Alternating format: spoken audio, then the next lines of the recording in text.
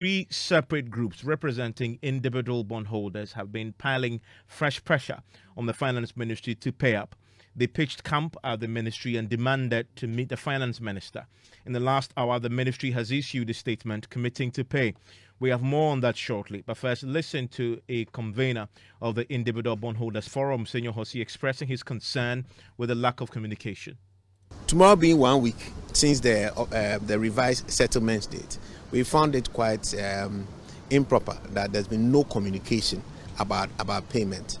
From our perspective, what typically will be done is that the day that you are using as a benchmark, you should be announcing to investors what the payment plan is. We want to assume that the government may have been overwhelmed, so we've granted that, and we decided to come as a collective to meet with the minister so we can have clarity and have our members also understand exactly where we are, and have the broader investor community also have clarity on what to expect and how to manage this entire debt exercise. We have received some clarity. We've received commitments to improve communication between both parties, as in government and all of us as a common group, i.e. the Pensioners and Bondholders Forum, the Individual Bondholders Association of Ghana, and the Individual Bondholders Forum, so the coalition of individual bondholder groups. So we have some commitment from government to improve the communication and to keep the channels open and clear at all times. So we are hoping that today will mark a good start towards trying to recover the lack of information that has bedeviled the industry, and as well as the payments that has been suspended. So there should be more clarity from Convener of the Pensioner Bondholders Forum, Dr. Duanani Entry, says they have been giving assurances. We just wanted to know what was happening to the outstanding coupons and principals. You know, some bonds have matured on the 6th, and the other one also matured on the 20th. We haven't heard anything, and that is why we went to speak with the minister and find out what is happening now relating to the payment of the coupons and the principal. And we have been assured by the minister that the ministry is issuing a press release latest by the close of day today, and that is where they will state how they are going to meet the payment of the outstanding bonds. And we have been assured that from the press release that will come, it will specify when it is going to be paid, whether they will pay all up to a point or it will be staggered. We don't have that information, but the minister will issue a statement, and from that statement, then we will know when people are going to get their money. So that statement has been out now. It came out an hour ago. My colleague Joseph Akable joins us on the telephone line right now. And Joseph, you were with them at the finance ministry, and from what we just heard there from Dr. Edouard Aniemchi, they had expectations, including not only when the money should be paid, in what form it will come, whether it will come in a complete form or broken down into batches. You've seen the statement. Were all these issues addressed in there? No, all the issues that Dr. Edouard Aniemchi had raised were not addressed. In fact, the only specific response had to do with giving a sense of when payment is likely to be effected, and that is from point II of the ministry statement. It says, in fulfillment of the assurance given by the government to bondholders who did not tender, the ministry is taking administrative steps to ensure that payment of coupons and principals of the old bonds resumes on 13th March 2023. So there is a resumption date that has been announced in this particular statement. So it could possibly come before or latest by the 13th. That's what I understand by this. And let's talk about, we know this whole structure was because of the domestic debt exchange. What is the finance ministry saying about those who actually exchanged their old bond for new ones? That part of the statement says that the newly issued bonds have been settled and listed and will become the new benchmark bonds for the fixed income market. The Ministry of Finance also says that it will work with relevant stakeholders as agreed to ensure that these new benchmark securities become the basis for deepening the domestic sovereign bond market. But I'm also curious about a reference to a certain S&P global ratings. What's that all about? That part of the statement reads, thirdly, on Friday, 24 February 2023, S&P Global Ratings raised Ghana's local currency sovereign credit ratings from selective default, that is SD, to CC plus / C. This acknowledges the completion of the domestic debt exchange program with a successful delivery of new securities to bondholders. In doing so, the selective default is substantially cured. Okay, we'll try and get some clarity what this means, but we know the next big hurdle for the finance ministry and government is an attempt to restructure our external debt. Did the finance ministry say anything about this next hurdle? The last part of the statement addresses that a bit. It says the above stated milestone is further expected to accelerate the engagement with our external creditors. The government of Ghana also takes this opportunity to assure all our external creditors of their equal importance to the Republic of Ghana. We will therefore continue to work together to advance the progress of our external debt treatment in order to ensure Ghana's long-term macroeconomic stability. And this is issued by the Public Relations Unit of the Ministry of Finance. Joseph, thank you very much. Let's bring in Dr. Edwin Anuyentri. He is the convener for the Pensioner Bondholders Forum. Dr. Edwin Anuyentri, so you've seen the statement now. Does it address the expectations that you had following your meeting with the finance minister today? Yeah, exactly. Thank you very much. Exactly. In fact, the finance minister said to us at a meeting that the payments were going to resume on the 13th. So we believe that's exactly what we are getting. Even though people wanted their money earlier than that, previously it wasn't like that. As soon as today is the maturity date or coupon payment date, your account is credited. But given the circumstances that we all find ourselves now as a country, we believe we have to allow 2 weeks, additional 2 weeks to come for government to sort out. According to government of finance, they were still doing some reconciliation exercises left here and there to determine who is supposed to be paid and who is not supposed to be paid, and determine how much is involved paying those who didn't tender in their bonds. So let's give them that opportunity, 2 week window, to clear things and start the payment. Yeah, so that's by 13. But in your interview with my colleague on the ground, I hear you suggest that you also wanted clarity on, the payment structure. Are you going to get everything at a go, or is going to be staggered? Do you have any clarity on that? Well, now? I suggested to the minister that if he wants to come out, he must come out clearly. Because if you make a statement like that, the interpretation is different. And if we come out to say, well, this is how it's going to be paid, then you have another interpretation. But as it is stated, once you have stated that you are going to resume the payment on 13th, then as far as I'm concerned, as somebody who has been a market regulator before, means on the 13th you are going to pay every outstanding bond that you have to pay, plus coupon. And then going forward, everyone that becomes due, you are going to pay. That's on the face of the statement. Means you are not going to stagger anything. You are going to pay, because once it's resumed, then all that is due must be paid. And going forward, any bond that matures or any interest coupon that is due must also be paid. So I take it that once that has not been stated, then the on the surface or the face of the statement, it means everything will be paid, and from that day we will now move into normalcy, and that as and when a coupon or a principal is due, it will be paid. So for clarity for those who are affected, or your interpretation of the statement is that by the 13th of March, there shouldn't be any by close of date that day, there shouldn't be an outstanding coupon or principal. Yes. And also help me explain that first point that was made about the newly issued bonds now becoming the new benchmark bonds for the fixed income market. What does that mean?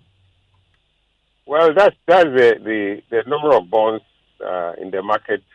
Basically, are the new bonds, the ones that are still in the hands of those of us who didn't tender, and then the pension funds are fewer, and so what would be the prevailing market bonds will be what we have now. And then if we look at the old bonds, it still has some a little of an issue there that is the issuer has already said we may have some challenges. They wanted a space. So those bonds that has given the issuer that fiscal space is what people will be more interested in, because you don't have to be worrying yourself about payment because the space has been created. Those that are still going, the issuer must pay as and when, but the issuer didn't get the space, and so the issuer must try and create something to pay. So that's the difference between the two.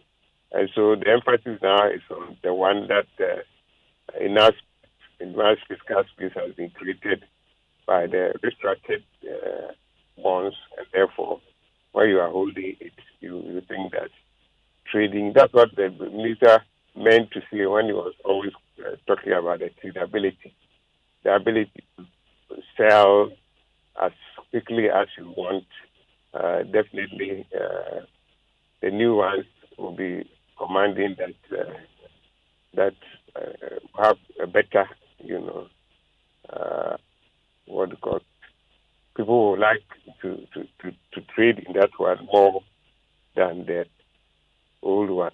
Okay. But we also say that we're not very much interested in trading because we are going to hold on until maturity. Your call has been put on. So, in other words, you're simply interested in getting the coupons and the principles on that. And I'll bring in pretty shortly Senor Jose, and then also hear from a lawyer on this question about the technical default. Now it's a full default now because of the windows that the law allows has expired. But quickly, George, you've been getting some further clarity, working your sources at the Finance Ministry in terms of when exactly the payment to be made is possible, that people may get their monies way before the 13th. Dr. Edwin Aninchi himself, being a market regulator, made the point that by 13th of March 2023, all the payments should have been done. It means that these things are done in bullet payments. And the reason why we understand that they don't want to, because initial statement gave the indication that a week after the settlement, the payment should be done. But as he explained to you again earlier on, some administrative work is still being done as we speak right now. If that things are completed today, the process could start. By your information is that... And suggest that the payments could even start before that 13th. Okay. But technically, they want to ensure and not box themselves too much into time in terms of fixing themselves on this date, and when the time catch, they're unable to do that. But just like what Doctor explained to you, that by the 13th of March, these things should have been done and everything should have been done. And that could start, the payment could start before that date. Joe, thank you very much. Senor Jose is with the Individual Bondholders Forum, was also at the Finance Ministry today. Mr. Jose, I take it then that now that the statement is out, your group is happy with what you've seen in the 13th, by the 13th March date that has been set.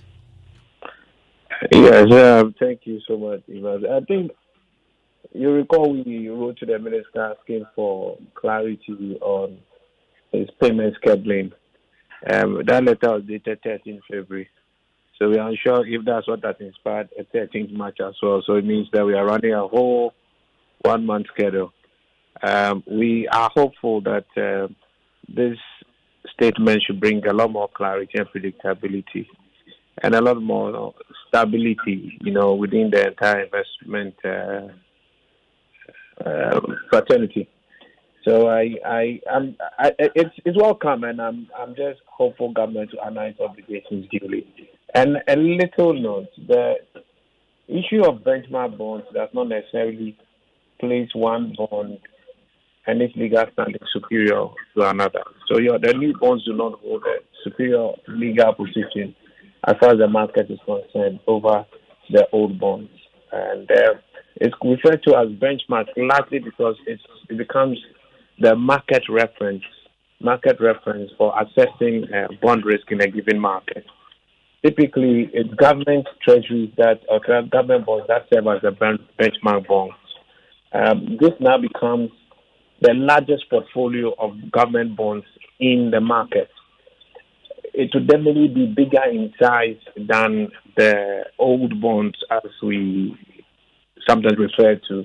And that's why these new bonds are referred to as the benchmark bonds. They will be the yardstick for assessing the productivity, the functionality of our fixed income market. It does not mean that one bond is superior to the other. It doesn't.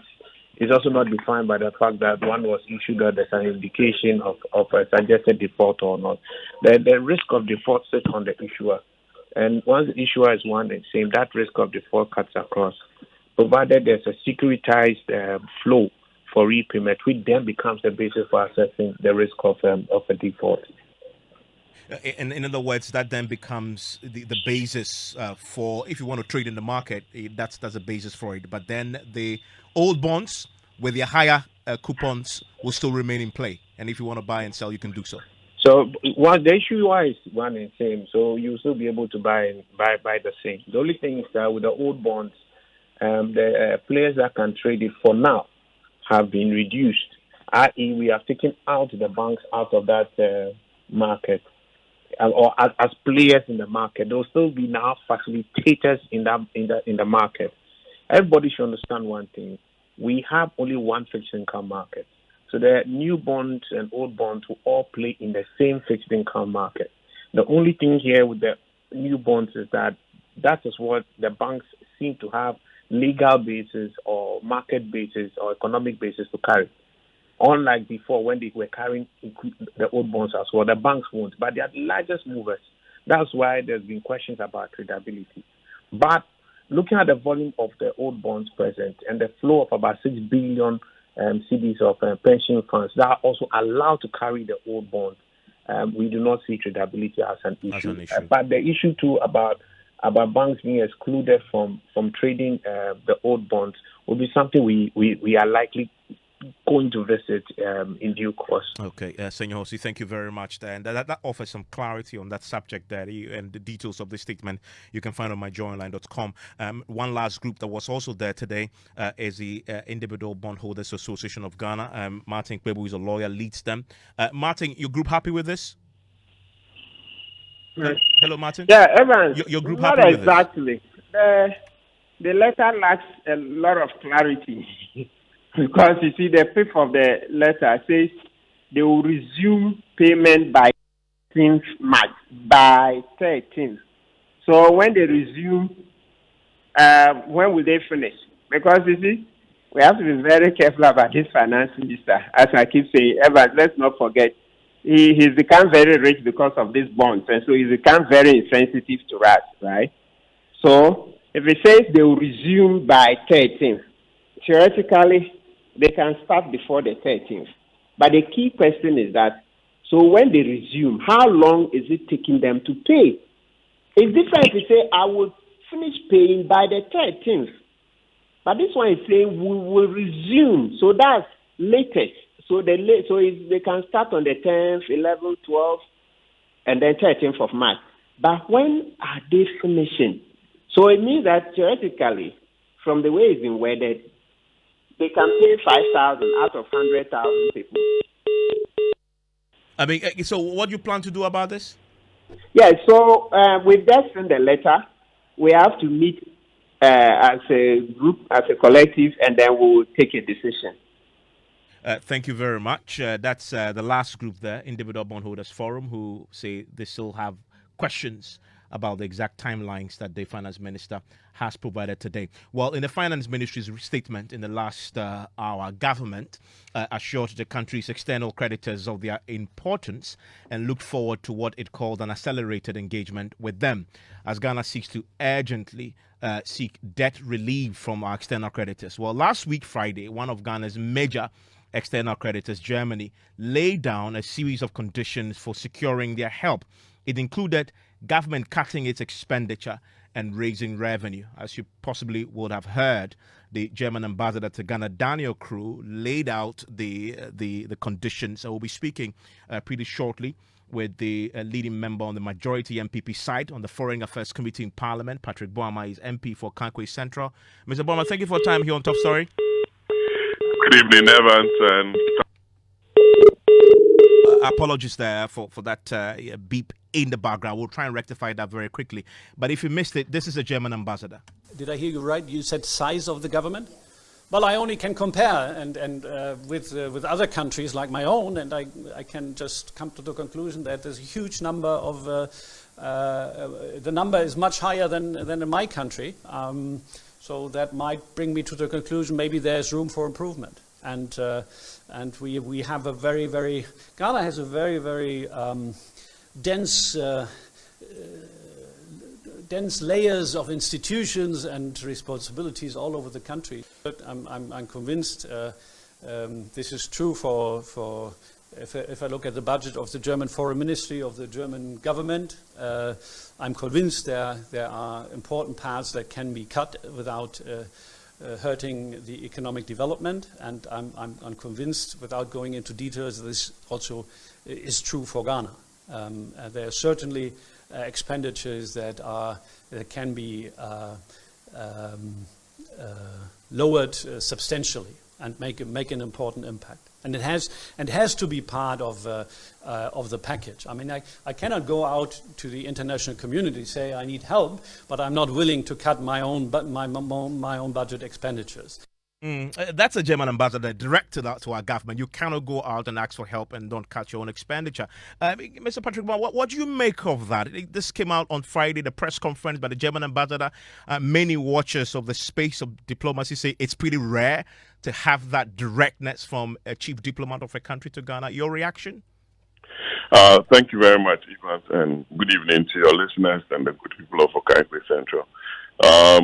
Foreign policy has evolved, and I believe that lately you hear diplomats openly make statements on matters which ordinarily people will consider as domestic issues. But in this instance, the German finance minister had come to this country, held discussions with the president and the managers of our economy, and the government had made some requests to the German government. So the German ambassador was responding to requests and the German government's position on how government could also be assisted in our quest to reach finality with our IMF program. So some of the issues that the German ambassador raised included our energy sector debt, which he said were piling about $1.5 billion every year, and that if we go for a $10 billion facility, we will still have challenges. Second issue he raised was our tax to GDP ratio, which is about 12.5%, less than the 18% that we're supposed to be achieving, and also budgetary procedures. As we speak, if you talk about revenue measures, we have about 3 very important revenue bills before Parliament, which was part of the President's policy before us, that could also have assisted in achieving the program. So, long and short, Evans, diplomacy has evolved. The Germans came to us, and we put a message across to them that this is where we are. We need your assistance with regards to our negotiations with the Paris Club. China is a very important bilateral partner. The Germans, so are the Germans. So I believe it was in the context of assisting Ghana to achieve a program. That is why the German ambassador, based on a question posed to him, made those assertions. I don't think he's violated any rules that requires any diplomatic consent. Consider that he made those comments publicly, especially when you just noted that they've had the opportunity to meet our government in private. Isn't that one that you deal with at the diplomatic level? You see, he was speaking with your how do you call it? Your interviewer. You understand? And that question was posed. But Evans, let's not play the ostrich. This issue has been raised by the Catholic Bishops' Conference. It's been raised by the Pentecostal Council, civil society, political parties, some MPP, some NDC actors. So I don't think it's an issue that we should fault the ambassador for making a public pronouncement of. Many will say that you're right. Almost everybody else locally have said the same. Now, of course, in the diplomatic community is now also adding their voice to it. You were a leading member of the NPP. You were a leading member of the party in Parliament. Do you understand why the government hasn't acted like everybody else asking? You see, the decision rests with the president. I believe I'm just hazarding a wild guess. Probably, if we achieve the program, some of these requests, you never know what he's considering. But I want to believe that the president will listen to some of the concerns raised by some of these very important institutions and organizations. And our party is a listening party and government. And I want to believe that the president will listen to them. I know he has his own strategy, and he has his own plan, but I believe maybe he's watching how we achieve the program. So you're genuinely confident that the president would act and reduce the size of government? You see, we want to win the next general election. We don't want to be seen not to be listening to the ordinary cry of the people, especially coming from the Catholic Bishop Conference, the Pentecostals, civil society. And I don't believe they are asking for too much. They want the good of the government and for the country. So I don't think it's any serious matter that we need to haggle over. Thank you very much, Patrick Boama. Patrick Boama is the leading member of the party in Parliament, but also on the side of the majority on the Foreign Affairs Committee.